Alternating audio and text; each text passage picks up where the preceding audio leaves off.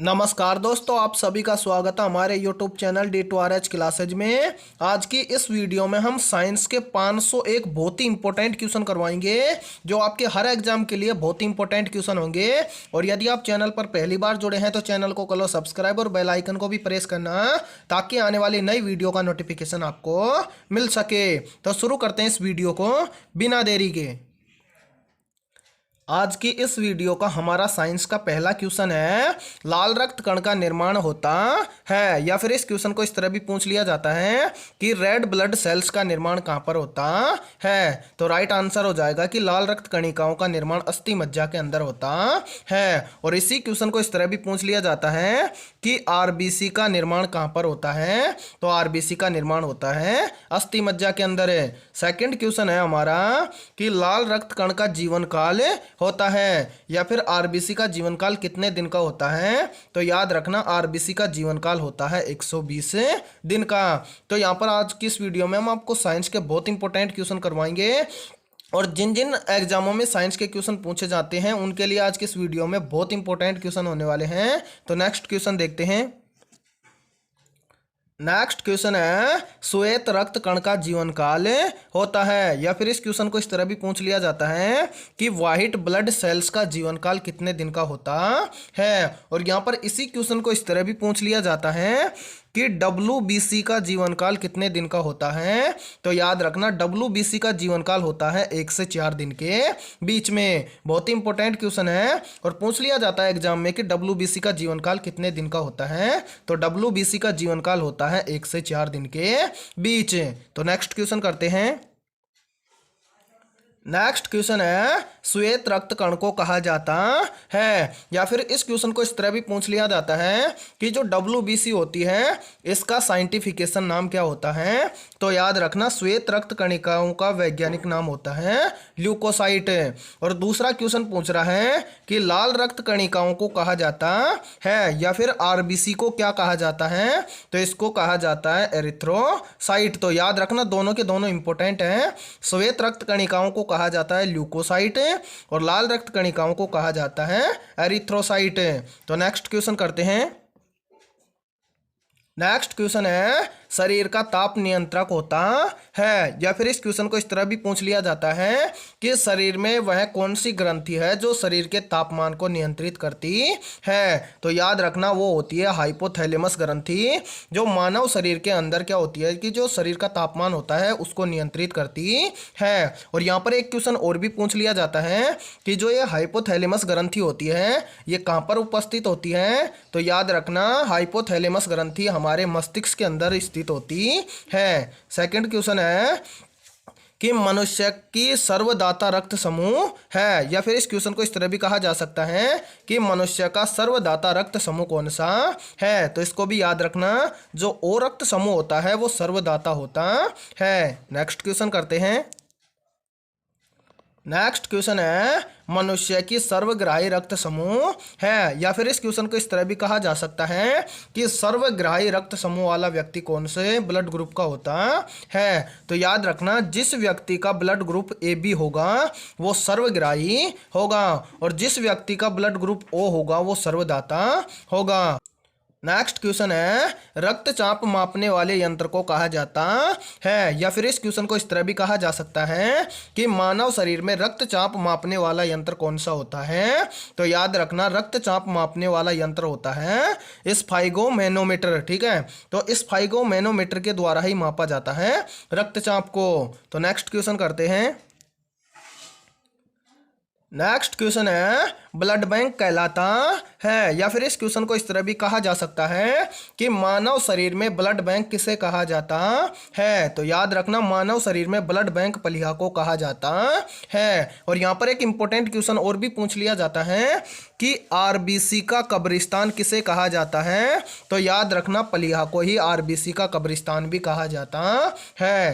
Next question है कि भोजन का पाचन आरंभ होता है। तो याद रखना भोजन का जो भोजन होता है उसका आरंभ हमेशा मुख से होता है। और यहाँ पर एक क्वेश्चन और भी कहा जा सकता है कि जो भोजन होता है उसका अधिकांश पाचन किस भाग में होता है।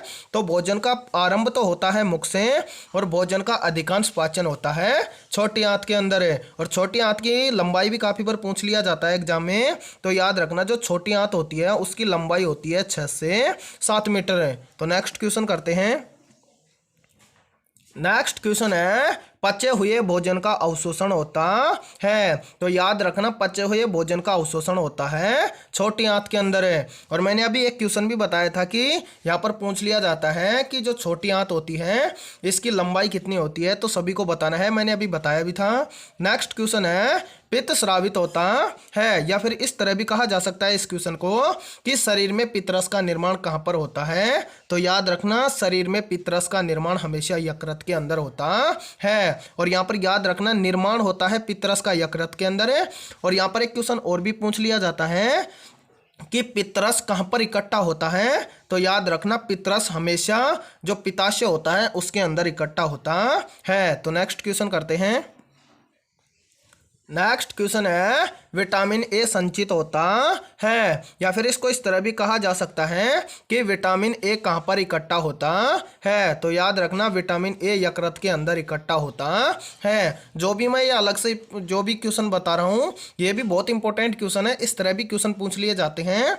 नेक्स्ट क्वेश्चन है कि शरीर की सबसे बड़ी ग्रंथि कौन सी है। तो याद रखना मानव शरीर की सबसे बड़ी ग्रंथि होती है यकृत ग्रंथि, जिसको इंग्लिश में बोलते हैं लीवर है। तो याद रखना शरीर की सबसे बड़ी ग्रंथि होती है यकृत ग्रंथि। नेक्स्ट क्वेश्चन करते हैं। नेक्स्ट क्वेश्चन है सबसे छोटी ग्रंथि है जिसको हम मास्टर ग्रंथि के नाम से भी जानते हैं, तो वो है पिट्यूटरी ग्रंथि, जिसको हम पीयूष ग्रंथि भी कहते हैं। और इसको मास्टर ग्रंथि क्यों कहते हैं, क्योंकि शरीर में होने वाली जितनी भी एक्टिविटी हैं उनको ये नियंत्रित करती है, यानी कि इनको नियंत्रित करने वाली ग्रंथि है, इसीलिए इसको मास्टर ग्रंथि भी कहा जाता है और इसी को कहते हैं पीयूष ग्रंथि। और याद रखना ये हमारे मस्तिष्क के अंदर उपस्थित होती है और एक मटर के दाने के समान ये होती है, या फिर इसकी संरचना एक मटर के दाने के समान होती है। तो ये अलग से इफेक्ट है, इनको सभी को याद रखना। नेक्स्ट क्वेश्चन है कि मनुष्य में पसलियों की संख्या होती है। तो याद रखना मनुष्य के अंदर पसलियों की संख्या 12 जोड़ी होती है। और यदि जोड़ी में ना देकर आपको ऐसे भी दे सकता है कि मनुष्य के अंदर कितनी पसलियां पाई जाती हैं, तो मनुष्य के अंदर 24 पसलियां पाई जाती हैं और जोड़ी के अंदर दे तो 12 जोड़ी पाई जाती हैं पसलियां। तो नेक्स्ट क्वेश्चन करते हैं।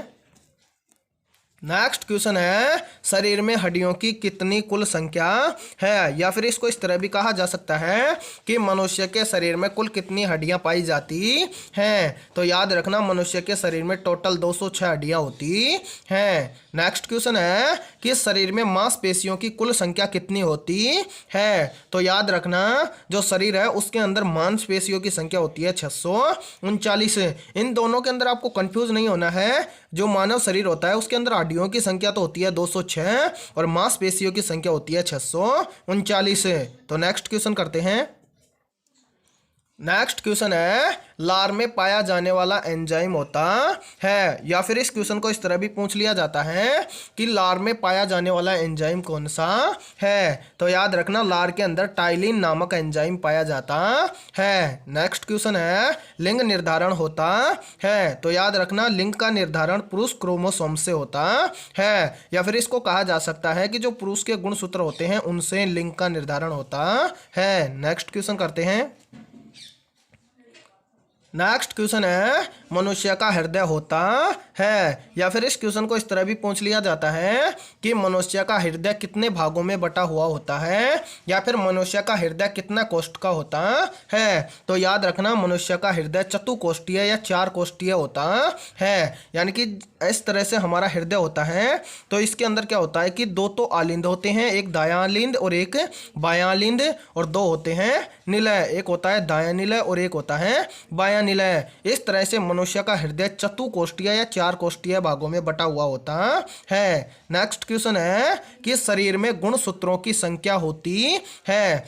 या फिर इस क्वेश्चन को इस तरह भी पूछ लिया जाता है कि मनुष्य के शरीर में क्रोमोसोम्स या गुणसूत्रों की संख्या कितनी होती है। तो याद रखना मनुष्य के शरीर में गुणसूत्रों की संख्या 46 होती है। और यदि जोड़ी के अंदर पूछता तो होती है 23 जोड़ी। तो इन दोनों को याद रखना, 23 जोड़ी गुणसूत्र पाए जाते हैं मनुष्य के अंदर है, और खाली संख्या में पूछे तो पाए जाते हैं 46 गुणसूत्र है। तो नेक्स्ट क्वेश्चन करते हैं। नेक्स्ट क्वेश्चन है शरीर का सबसे बड़ा अंग है। तो याद रखना शरीर का सबसे बड़ा अंग होता है त्वचा। और यहाँ पर एक क्वेश्चन और भी पूछ लिया जाता है कि त्वचा क्या है। तो याद रखना त्वचा एक कोशिका नहीं होती है, त्वचा एक प्रकार से अंग होता है।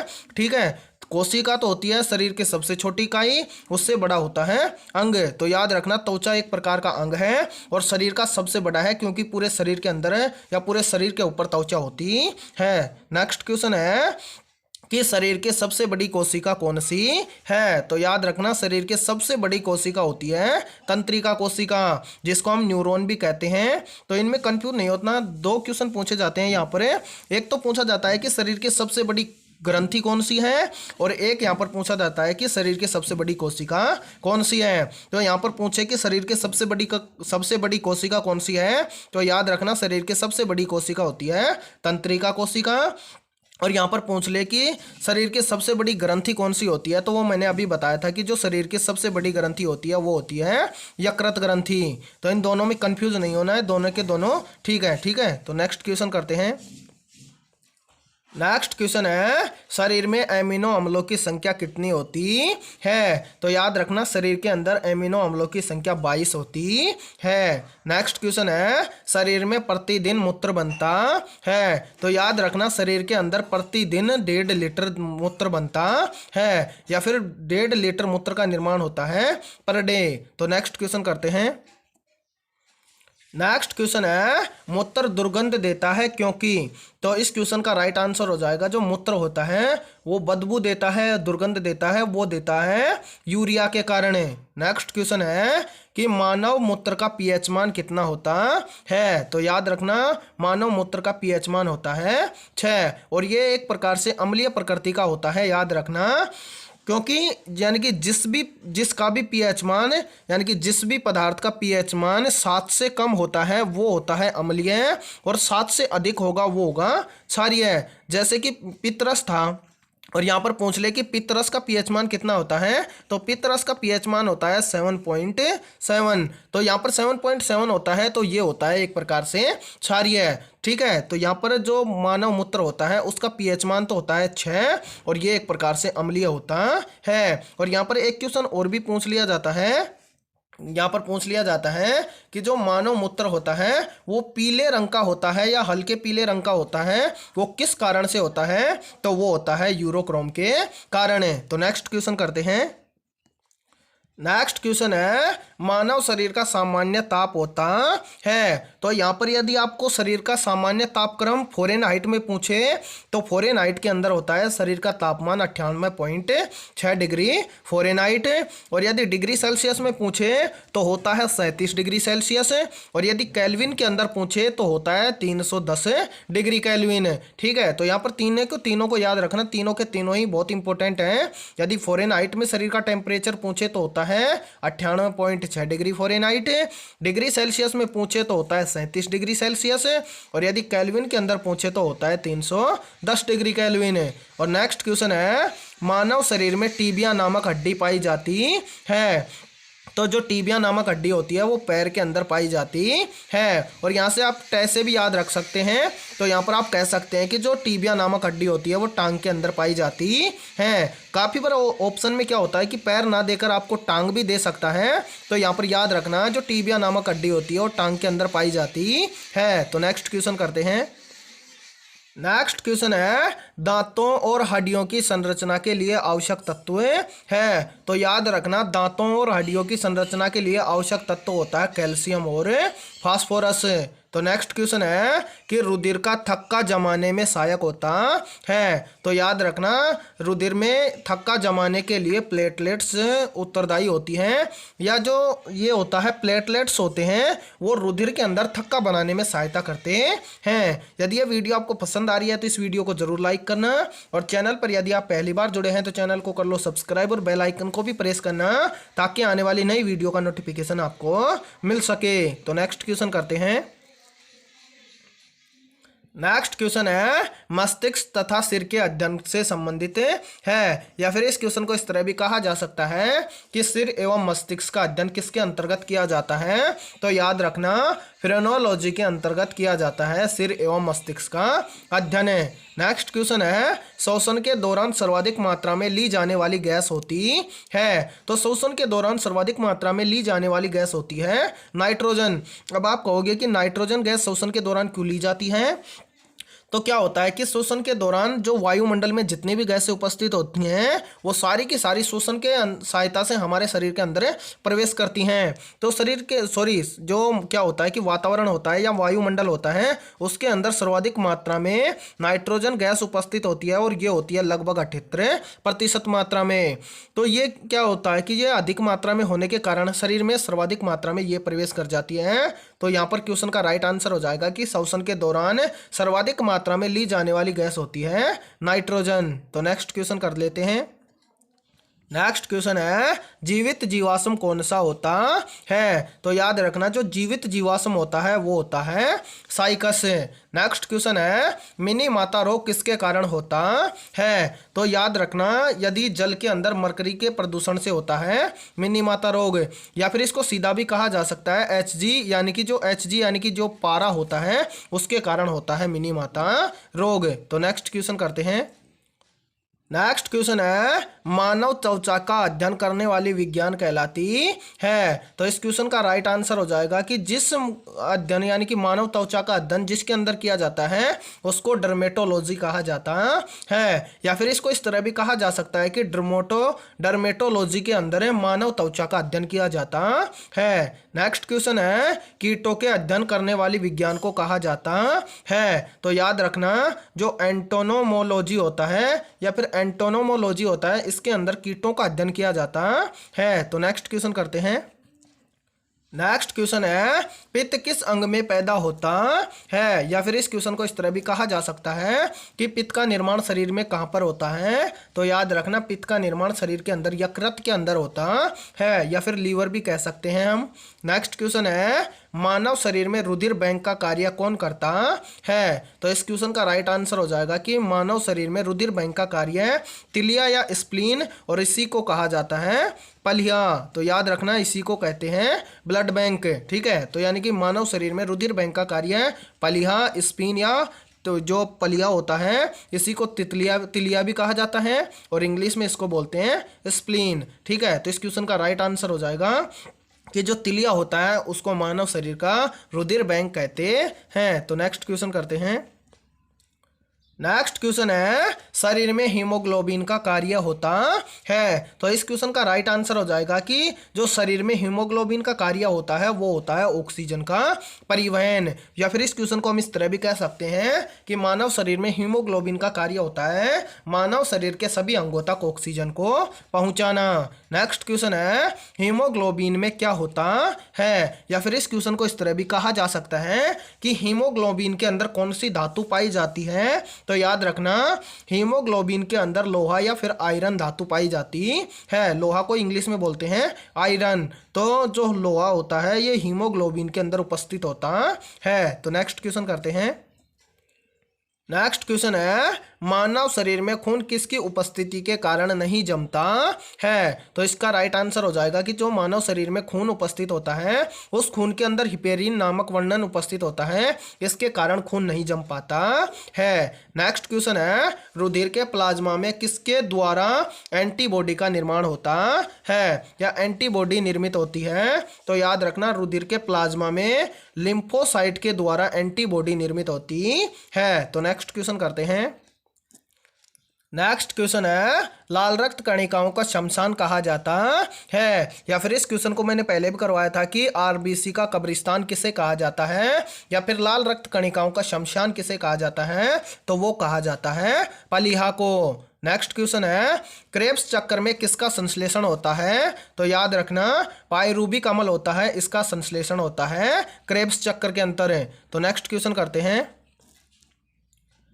नेक्स्ट क्वेश्चन है, मानव शरीर में यूरिया का निर्माण होता है, तो याद रखना मानव शरीर में यूरिया या मूत्र का निर्माण होता है यकृत में। और यहाँ पर एक क्वेश्चन और भी पूछ लिया जाता है, या फिर इसी क्वेश्चन को इस तरह भी पूछा जाता है कि मानव शरीर में यूरिया का संश्लेषण कहाँ पर होता है, तो यूरिया का संश्लेषण या फिर निर्माण यकृत के अंदर ही होता है। नेक्स्ट क्वेश्चन है, रक्त की अशुद्धियां किस अंग में जाकर छनती हैं, तो याद रखना रक्त की अशुद्धियां वक्रकों के अंदर जाकर छनती हैं। तो आज के इस वीडियो में इतना। वीडियो पसंद आई है तो इस वीडियो को लाइक करना, और यदि चैनल पर आप पहली बार जुड़े हैं तो चैनल को कर लो सब्सक्राइब और बेल आइकन को भी प्रेस करना, ताकि आने वाली नई वीडियो का नोटिफिकेशन आपको मिल सके।